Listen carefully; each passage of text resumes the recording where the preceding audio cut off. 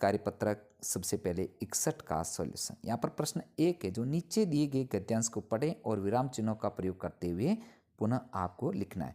तो ये गद्यांश दे रखा है, इसको आपको अच्छे से पढ़ना है कि कहाँ कहाँ विराम चिन्हों का आपको प्रयोग करना है। तो यहाँ पर नीचे विराम चिन्हों का प्रयोग करते हुए इसको पूर्ण किया गया है, इसको आप अच्छे से देख करके कर सकते हैं। जैसे भूराराम और करीम स्कूल जा रहे थे, यहाँ पर एक कॉमा लगानी है आपको। तभी करीम का पैर कीचड़ से भरे गड्ढे में पड़ा और करीम गिर पड़ा, यहाँ पर जो है खड़ी पाई लगानी है। भूराराम बोला अरे, यहाँ पर ये विस्मयादि बोधक चिन्ह जो है लगा हुआ, ये आपको लगाना है ऐसे करके, ऐसे। ये क्या हुआ, ये पीछे प्रश्नवाचक चिन्ह लगेगा। करीम कहराती हुई उठा और बोला यार, मैं तो झाड़ी में बैठी तितली देखने लगा और पता ही नहीं चला कि कब गड्ढा आया और गिर पड़ा। यहाँ पर ये कोमा और यहाँ पर फुल स्टॉप, ये सॉरी खड़ी पाई। सारे कपड़े खराब हो गए, यहाँ पर जो आपको विराम चिन्ह लगाना है। भूराराम ने कहा चलो, यहाँ पर कोमा लगानी है। अब इससे पहले गड्ढे को मिट्टी से भर देते हैं, यहाँ पर कोमा हो गई, नहीं तो फिर कोई कोई गिर सकता है, यहाँ पर जो पूर्ण विराम है। और दोनों दोस्त मिलकर गड्ढे को भर देते हैं, यहाँ पर पूर्ण विराम का प्रयोग करना है। इस प्रकार प्यारे बच्चों, आपको क्या करना है, ये जितने भी विस्मयादि बोधक, अल्प विराम, पूर्ण विराम, इनका प्रयोग करते हुए इसको करना है। नेक्स्ट आगे बढ़ेंगे। नीचे दिए गए वाक्यों को पढ़कर सही विराम चिन्ह का लगाते हुए लिखिए। यहाँ पर वाक्य दे रखा है, आपको यहाँ पर विराम चिन्ह लगाना है। तो बहुत समय पहले की बात है, पूर्ण विराम आएगा। उस समय आदमी के पास धन नहीं था, पूर्ण विराम आएगा। उस समय आदमी क्या खाता था, यहाँ पर प्रश्नवाचक क्या आ जाएगा, तो यहाँ पर पीछे प्रश्नवाचक चिन्ह लगेगा। बहुत समय बाद आदमी को धन मिला, दान मिला, यहाँ पर पूर्ण विराम। यह तुमने क्या कर दिया, यहाँ पर प्रश्नवाचक चिन्ह लगेगा। क्या तुमने उस आदमी को देखा, प्रश्नवाचक चिन्ह लगेगा। अरे कितना बड़ा हाथी है, यहाँ पर अरे के बाद में क्या हो जाएगा, विस्मयादि बोधक चिन्ह, ध्यान रखना ये इस प्रकार का होता है।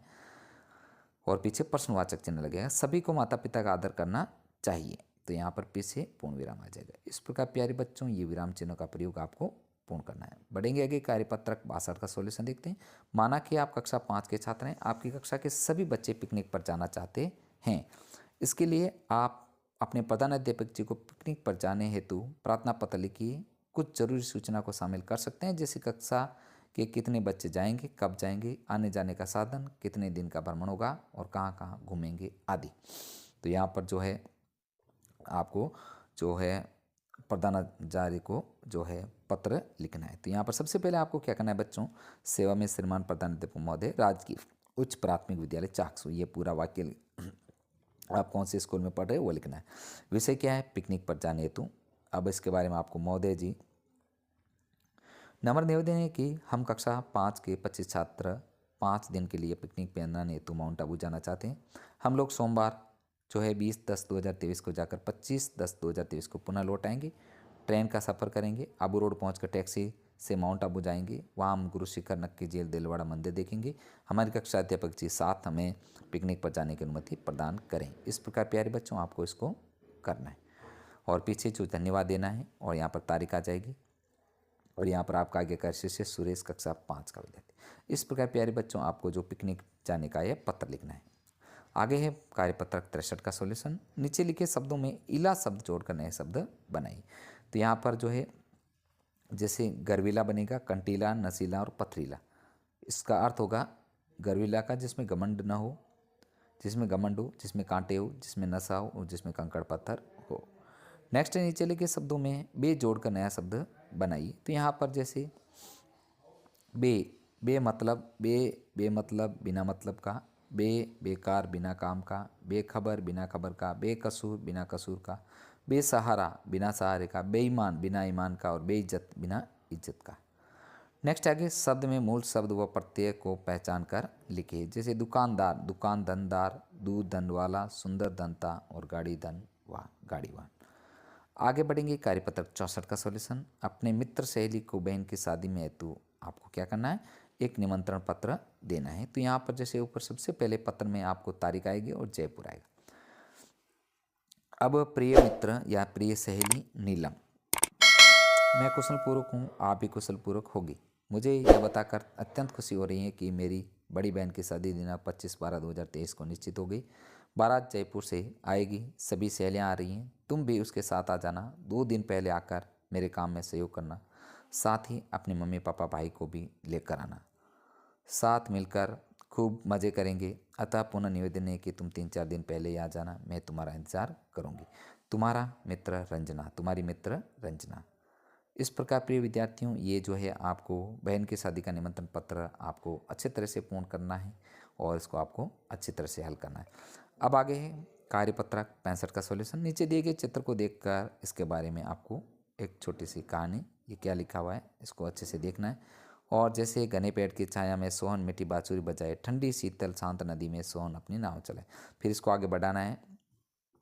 ऊंचे घने पेड़ की डाली पर पक्षी अपना मधुर गीत सुनाए, पूर्व दिशा में प्रातः काल सूरज अपनी किरणें फैलाए, सुंदर बने मकानों में मम्मी सबका खाना बनाए, पेड़ों की डाली तेज हवा से धीरे धीरे लहराए।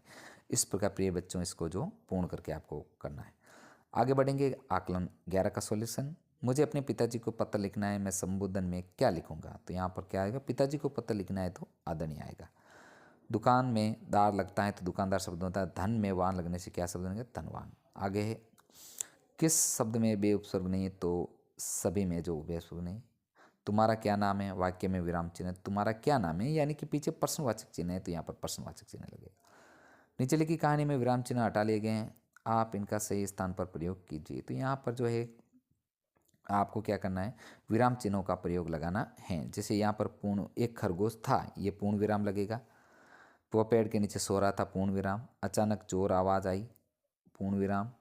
धम, खरगोश उठ गया बैठा, यहाँ पर थोड़ा सा अल्प विराम है, फिर पूर्ण विराम है। वह बोला अरे, यहाँ पर विस्मयादि बोधक चिन्ह है जो। फिर क्या गिरा? यहाँ पर प्रश्नवाचक चिन्ह है। खरगोश ने इधर उधर देखा, उसे कुछ दिखाई नहीं देने लगा, उसे लगा आसमान गिर रहा है। यहाँ पर जो पूर्ण विराम, यहाँ पर अल्प विराम और यहाँ पर पूर्ण विराम। इस प्रकार प्यारे बच्चों आपको जो है विराम चिन्हों का प्रयोग करना है। प्रश्न 6, नीचे दिए गए वाक्यों को शुद्ध करके लिखना है। आज पहाड़ पर बर्फ गिरी है, तो यहाँ पर आज पहाड़ पर बर्फ पड़ी है, बर्फ पड़ी हैं जो शुद्ध ये बनेगा। राजू व गोलू स्कूल राजू व गोलू स्कूल जा रहे थे। 7 नंबर में प्रत्यय जोड़कर नए शब्द बनाने, जैसे सेठ, चंदानी, सेठानी। इसी प्रकार जैविक, मित्रता और फल वाला बनेगी। आगे प्रश्न 8 है जो नीचे लिखे वाक्यों में चिन्हों के नाम, जैसे ये पूर्ण विराम है, प्रश्नवाचक चिन्ह, अल्प विराम और अर्ध विराम। प्रश्न 9, विद्यालय से अवकाश चाहते तो प्रार्थना पत्र किसको लिखेंगे? प्रधान अध्यापक या कक्षा अध्यापक को लिखेंगे। वीडियो को देखते हैं कार्यपत्रक 66 का सॉल्यूशन। विलोम शब्दों को रेखा खींचकर मिलाइए। तो यहाँ पर जो विलोम शब्द है इसको आपको रेखाएं खींच करके मिलान करना है। तो आसानी से, कठिनाई से। साफ का हो जाएगा गंदा, अवगुण का गुण हो जाएगा, दुखी का सुखी हो जाएगा, खुशी का गम हो जाएगा, कम का ज़्यादा हो जाएगा, बढ़ करके घट करके। इस प्रकार इसको मिलान करना है। 2 नंबर प्रश्न गद्यांश को पढ़ना है और यहाँ पर जो है अच्छी तरह से आपको इसको पढ़ना है। तो यहाँ पर इसमें एक एक खेलते खेलते शब्द हैं, इसी तरह आप जोड़े वाले शब्द जो है नीचे खाली जगह में भरेंगे। तो यहाँ पर आ जाएगा बार बार, जब जब, अभी अभी, धीरे धीरे, यहाँ पर तेज तेज। इस प्रकार साथियों इसको पूर्ण करेंगे। बढ़ेंगे आगे कार्यपत्रक 67 का सॉल्यूशन। इस कहानी को पढ़िए और नीचे लिखे प्रश्नों के उत्तर दीजिए। एक छोटी सी कहानी, इसको आपको प्यारे बच्चों अच्छे से 2 या 3 बार पढ़ना है। अब इसके प्रश्नों को हम देख लेते हैं। 1 नंबर प्रश्न, किसान के घर में रहता था चूहा, चूहा खाता था अनाज। चूहा बर्तन क्यों गिरा रहा था? क्योंकि घर में चोर अलमारी खोल रहा था, तो चूहे ने किसान को जगाने के लिए रसोई घर में बर्तन गिरा रहा था। आगे, क्या किसान को पता था कि चूहा घर में है? हाँ, किसान को पता था कि चूहा घर में है। चोर क्यों भाग रहा था? किसान जाग गया था इसलिए चोर भाग रहा था। इस प्रकार प्यारे बच्चों इसको आपको पूर्ण करना है। नेक्स्ट है कार्यपत्रक 68 का सॉल्यूशन। दिए गए पोस्टर को देख करके नीचे दिए गए प्रश्नों के उत्तर दीजिए। तो एक नृत्य प्रतियोगिता का पोस्टर दे रखा है। अब इसके प्रश्नों को उत्तर देते हैं। ऊपर दिया गया पोस्टर किस प्रतियोगिता का है? तो नृत्य प्रतियोगिता। प्रतियोगिता में आवेदन की अंतिम तिथि क्या है? तो 12/12/23। किस आयु वर्ग के बच्चे इसमें हिस्सा ले सकते हैं? तो 6 से 14 वर्ष तक के बच्चे। आगे है अपूर्ण पत्र को पूरा कीजिए। तो यहाँ पर एक छोटा सा अपूर्ण पत्र है, इसको आपको पूरा करना है। तो यहाँ पर जैसे आपको सबसे पहले एड्रेस राधानगर जयपुर 14 नवंबर 2023, प्रिय मित्र यहाँ पर लिखा हुआ है। ये भी यहाँ पर आएगा। आप भी कुशल पूर्वक होंगे, आपके दादा दादी मम्मी पापा सब कैसे हैं? यहाँ आप मिलने कब आ रहे हो? मुझे आपका इंतज़ार रहेगा, आपका मित्र रमेश। इस प्रकार प्यारे बच्चों इसको आपको पूर्ण करना है। नेक्स्ट है कार्यपत्र 69 का सॉल्यूशन। यहाँ पर एक चित्र में जो झंडा स्कूल में ध्वजारोहण हो रहा है, बच्चे खुशी से झूम रहे का चित्र दे रखा है। अब चित्र में क्या हो रहा है? चित्र में इसको पूर्ण करना है, उत्तर देना है आपको। चित्र में झंडारोहण हो रहा है, कुछ बच्चे प्रार्थना कर रहे हैं, कुछ गा रहे हैं, कुछ नाच रहे हैं और कुछ खेल रहे हैं। इस दिन तुम अपने स्कूल में क्या क्या करते हो लिखिए। तो यहाँ पर इस दिन हम विद्यालय की सफाई और सजावट करते हैं, अतिथियों के बैठने और पानी पिलाने की व्यवस्था करते हैं, साथ ही जिम्मेदारी दी जाती हैं उसको निष्ठापूर्वक निर्वहन करते हैं। नेक्स्ट है आगे कार्यपत्रक 70 का सॉल्यूशन। निम्नलिखित कविता को पढ़कर नीचे दिए गए प्रश्नों के उत्तर आपको देने। एक छोटी सी कविता है प्यारे बच्चों, इसको आपको अच्छे से जो है पढ़ना है। अब इसके प्रश्नों को देखते हैं। नदी पर मैदानों में कहाँ से आती हैं? नदी पर्वतों से आती हैं। खेतों में क्या लहराते हैं? खेतों में हरियाली लहराती है। खुशहाली के गीत किसके लिखने की बात करें? हल्की नोक से। आगे है निम्नलिखित गद्यांश को पढ़ करके नीचे दिए गए प्रश्नों के उत्तर देने। एक छोटा सा गद्यांश है प्यारे बच्चों, इसको पढ़ना है। इसका प्रश्न है यह गद्यांश किसके बारे में? ये सड़क के बारे में। सड़क किस किस से बनती है? मिट्टी, पत्थर और डामर से। आगे बढ़ेंगे। आकलन 12 का सॉल्यूशन। नीचे दिए गए वाक्यों में रेखांकित शब्दों के विलोम शब्द लिखकर वाक्य को आपको पूरा करना है। दिन में सूरज और रात में चांद निकलता है, यहाँ पर रात हो जाएगा। स्लेट का रंग काला होता है और कागज़ का रंग सफ़ेद होता है। अखिल का घर जयपुर के पास है लेकिन अनंत का घर जयपुर से दूर है। विमल कल अजय के घर गया और अजय आज विमल के घर आया है। नेक्स्ट आगे देखते हैं। कविता को पढ़कर नीचे दिए गए प्रश्नों के उत्तर देने हैं। तो यहाँ पर जो है एक छोटी सी कविता दे रखी है, उसको आपको पढ़ना है।